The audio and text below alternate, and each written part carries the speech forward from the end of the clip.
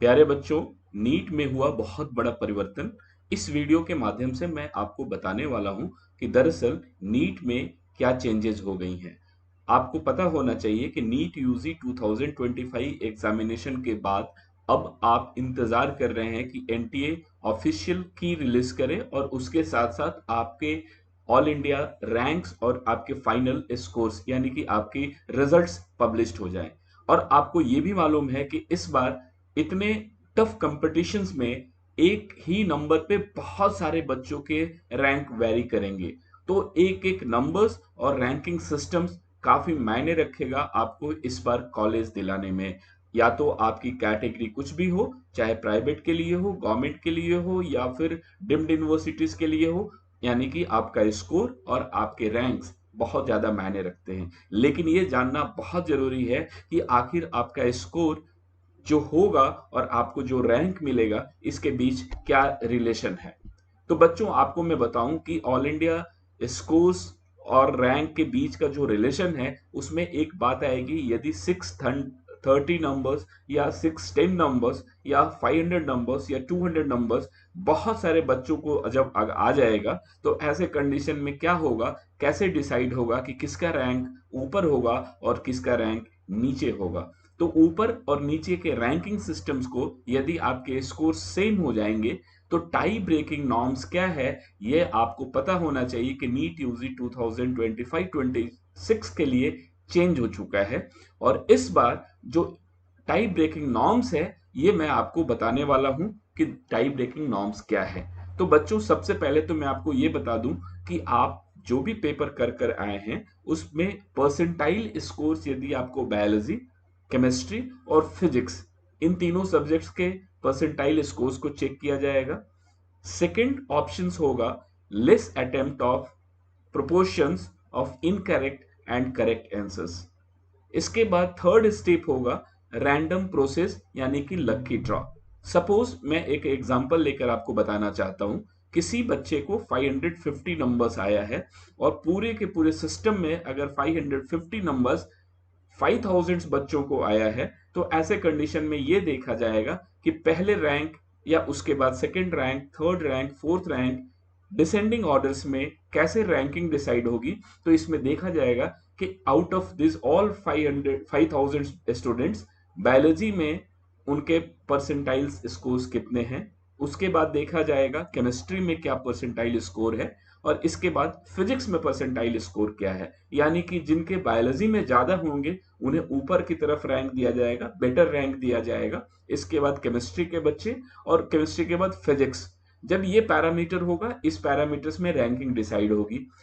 जब इन पैरामीटर्स के बाद जो सेकंड नॉर्म्स आएगा, सेकंड नॉर्म्स होगा यानी कि नंबर ऑफ करेक्ट और इनकरेक्ट अटेम्प्ट्स ऑफ आंसर्स। यानी कि आप बायोलॉजी में कितने आपने इनकरेक्ट आंसर्स अटेम्प्ट किया और कितने करेक्ट आंसर्स अटेम्प्ट किया।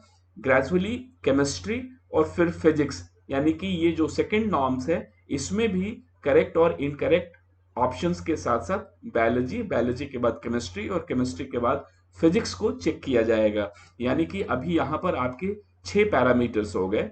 पहला पैरामीटर बायोलॉजी का आपका percentile score, second parameter chemistry का परसेंटाइल स्कोर, थर्ड पैरामीटर हो जाएगा फिजिक्स का आपका परसेंटाइल स्कोर। इसके बाद होगा number of correct attempts in chemist biology, number of incorrect attempts in biology, फिर केमिस्ट्री और फिर इसके बाद फिजिक्स। इतने पैरामीटर्स के बाद जब आपकी रैंकिंग डिसाइड होगी, इसके बावजूद भी हो सकता है कि बहुत सारे बच्चों के नंबर्स इन पूरे पैटर्न्स के बाद भी सेम आ जाए। ऐसे कंडीशन में एनटीए ने अपने ऑफिशियल साइट्स पर जो मैनुअल है, जो अभी मैं आपको दिखाऊंगा, उसमें उसने ये बताया है कि जब ये फाइनल इतने अटेम्प्ट्स के करेक्शन के बावजूद भी यदि आपके नंबर्स टैली करेंगे, टाई करेंगे, तो ऐसे कंडीशन में लकी ड्रॉ के माध्यम से आपकी रैंकिंग को डिसाइड की जाएगी।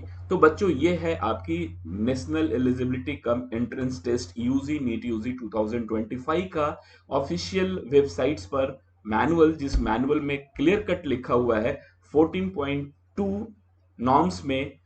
और यह है कि इन केस ऑफ टू और more candidates obtain equal marks, percentile scores in the NEET UG 2025, the inter-se merit shall be determined as follows. पहला कंडीशन होगा candidates obtaining higher marks percentile score in biology, botany and zoology in the test followed by, यानी कि पहले ये देखा जाएगा, फिर second में candidates obtaining higher marks percentile score in chemistry in the test followed by candidates obtaining higher marks percentile score in physics in the test followed by, then again होगा candidates with less proportions of the numbers of attempt in correct answers and correct answers in the physics biology. फिर उसके बाद होगा आपका total पहले check कर लिया जाएगा कि इन टोटल आपने कितना सही और कितना गलत अटेम्प्ट किया है, और उसके बाद बायोलॉजी, उसके बाद आपका केमिस्ट्री और इसके बाद फिजिक्स, और लास्ट में H point in case A and Z criteria are exhausted and tie still persists, it will be resolved through a random process with the guidance of an independent expert committee. It means basically is a lucky draw. तो ये एक tie break का norms था, और आप बच्चों same numbers पे आपकी रैंक ऊपर और नीचे जा सकती है, इसके लिए आप मेंटली प्रिपेयर्ड रहेंगे। तो बच्चों बेस्ट विशेस, ये नॉर्म्स आपको जानना बहुत जरूरी था, ये वीडियो बहुत ही खास है। उन तमाम पेरेंट्स और बच्चों को ये वीडियो शेयर कीजिए जिन बच्चों ने इस बार नीट यूजी 2025 में पार्टिसिपेट किया है और आप रैंक का इंतजार कर रहे हैं। आपके स्कोर्स आपको मोरलेस पता है, लेकिन आपकी जो रैंकिंग होगी ये पूरे के पूरे नॉर्म्स के ऊपर डिपेंड करेगी। तो बच्चों थैंक यू। अभी हमारे चैनल्स पर अगर आप नए हैं तो इस चैनल्स को जरूर सब्सक्राइब कीजिए, लाइक कीजिए और अपने फ्रेंड सर्किल में जरूर भेजिए इस तरह की वीडियोस के लिए।